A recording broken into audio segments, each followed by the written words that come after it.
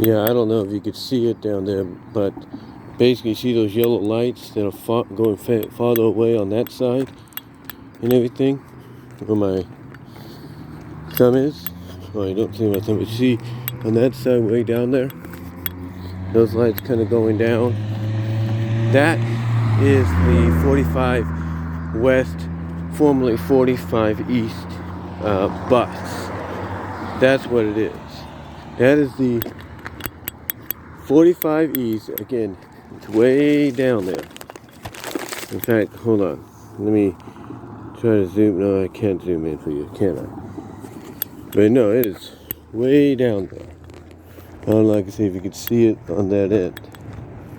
But yeah, it's way down there. That is the 45 West, formerly 45 East bus. And the reason it is now 9:10 and I'm walking is because of the fact that he should have been here a lot sooner. According to the start schedule that he even told somebody about, the booklet, as well as confirmed online, he's supposed to be in this area basically about, I don't know, let's say 14 minutes earlier. Yeah, 14 minutes earlier. He's supposed to be here. Not at 9:10 or anything like that, but 14 minutes earlier. And he wasn't. He was not here when he was supposed to be. And why wasn't he here when he was supposed to be?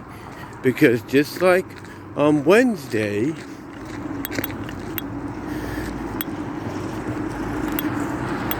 and that's the bus right there that just went by me, that one right there. See that?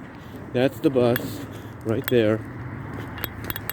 That bus, like I said, was supposed to be in that vicinity officially before 9 o'clock, but it wasn't. Instead, it got there I wouldn't say 10, but 14 minutes before. 14 minutes after, I should say. 14 minutes after. And you see where he's turning?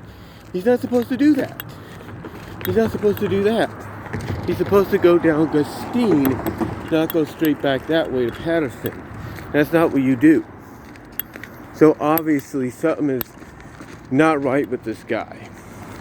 And the person that's on there with him, that was with him the other night when I rode with him, obviously is some kind of watcher or companion or whatever, to him, because of the fact that obviously he can't be left alone when it comes to driving. But yeah, even if I was okay, and I am in a sense okay, because I can understand it's discretion and all that, thanks to Rebecca telling me that. I can understand it's discretion. But honestly, folks, discretion or not,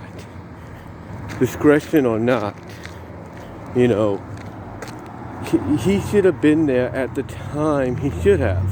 You can't tell me that transportation development, I guess that's the full name, as well as the people at MAX, the Modesto Area Express, and people at START, you can't tell me that they're not going to say something to him eventually. You can't tell me they're not going to say something to him eventually, or others, that are like him, because they will. Eventually they're going to say something to people like him very soon. And he's got to be careful of that. He's got to be careful. Here's the thing. It's one thing to be delayed, maybe due to, traffic. I can understand that's a delay. I can understand, because I went through it on Wednesday, that there's a delay because of an accident, and sometimes a major accident, and the bus has to be rerouted. I get that. But, those things are understandable. Being late because you want to take your sweet ass time is not one of them. His thing, he was behind by at least 5-6 minutes on Wednesday, right? 5-6 minutes. Well, I wouldn't say 5-6 minutes. No, actually, he was actually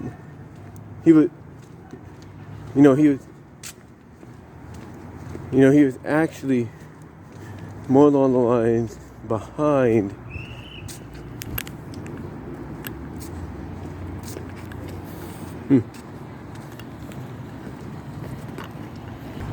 Sorry about that. It's Friday night, so you know what that means. Anyway, like I said, Wednesday he was, not 5-6 minutes behind. Like I said, he was actually 10 minutes behind, because that's what I mentioned here on the last video I did on the way home. Walking from the drop-off point that I was dropped off at. He was 10 minutes behind. Well, tonight, he decided to top that. Yeah, he decided to top that by nearly being 20 minutes late. Yeah, nearly 20 minutes. And here's the thing. Bus number 10 is a start max, if you will. The big buses, the commuter buses. Well, not the commuter buses, but the big, the big luxury. Oh, well, they're basically about the same, but the regular sized buses. Not the minivans or anything like that. On the smaller, not the minivans or the small tier, vans and all that. Like the one I showed you. But we're talking the regular sized buses, okay? So anyway, long story short, I asked them, I tell them, because they think I'm going to get on. I said, no, I'm just waiting for 45 East, which becomes 45 West, right? And I said, I don't know what's going on with that. I don't know what's that. And they said, well, we don't know what's that either. And that's saying something when even your fellow bus people don't know where you are. And I can tell you this. They have cameras in those buses. They have mics. Those cameras, I should say, are equipped with microphones. And if they get word, by listening to those, listening back on those videos, watching back those videos, and they hear my voice, and they hear the response those guys on, bus number 10, the big, long citywide bus, if you will. I guarantee you, once they probably hear that, or others similar, like I said, they're going to pull the guy aside. They're going to take him aside along with others that are like him, and they're going to say, look, you can't be pulling this crap. You are on a schedule. No matter how slow or busy it is, you are on a schedule, and you need to be on time. And I think that's why they have this guy with him. Not only maybe because he's family, but mainly because of the fact that he's his helper. Like, he's supposed to keep an eye on him due to the fact that without him being there, this driver, he loses focus. I mean, his thing, I'll give him credit here. When he stopped at Turlock, the Turlock Transit Center, he didn't stop, for as long as he did the other night. No, he stopped, picked up a person, then came back. And this is the person that actually thought, like me, something was going on. Like, what happened to 45 East, right? Which became 45 West. He was wondering what happened.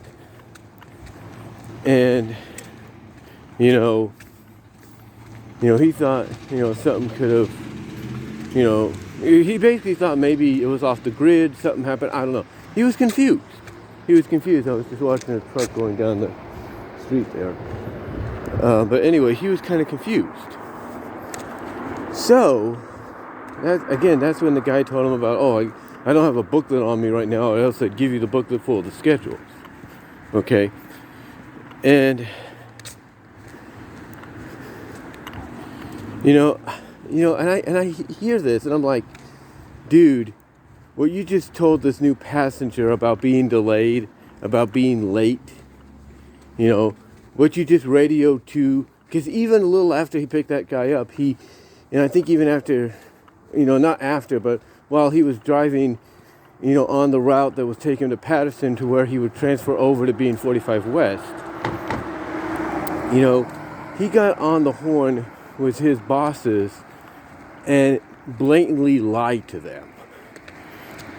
He blatantly lied to them, saying, I'm late because of this and that, and I'm hearing this. And I got my headphones on, right? And I'm pausing what I'm listening to or watching, and I'm hearing this while I'm pausing my, while I'm pausing my YouTube that I'm watching at the time. And I'm like, you SOB, you are lying big time to your superiors. And again, this goes back to what I mentioned earlier. I've got a feeling they're going to pull him aside because they're going to hear the recording coming out of that start number 10, city-sized bus, regular-sized bus, if you will, the two-door bus, if you will. They're going to hear that, and they're going to pull him aside. And once they pull him aside, and others, like I say, like him, they're going to ask him, why did you lie to us? That'd be one of the first things they ask is, why did you lie to us? We hired you because you have experience, but we hired you and we made it specifically clear in the rules and in the training that you have to be on time. You cannot diddy-daddle. You cannot delay. You have to be on time. But he has yet to do that. I mean, again, being 10 minutes late, a little around 10 minutes late on Wednesday is one thing. Being late 10 minutes, to a half hour, basically about 20 minutes, that's something else. And the fact that you want to lie to your superiors about it, that's not going to look good for you. It's not. And I'm hoping they bring him in. They talk to him, and they tell him, look, you need to get your act together. And if this guy that's riding with him is to help him focus and guide him, then they're going to look at him and say, and you need to make sure he does keep on schedule, or else we're going to have to let him go.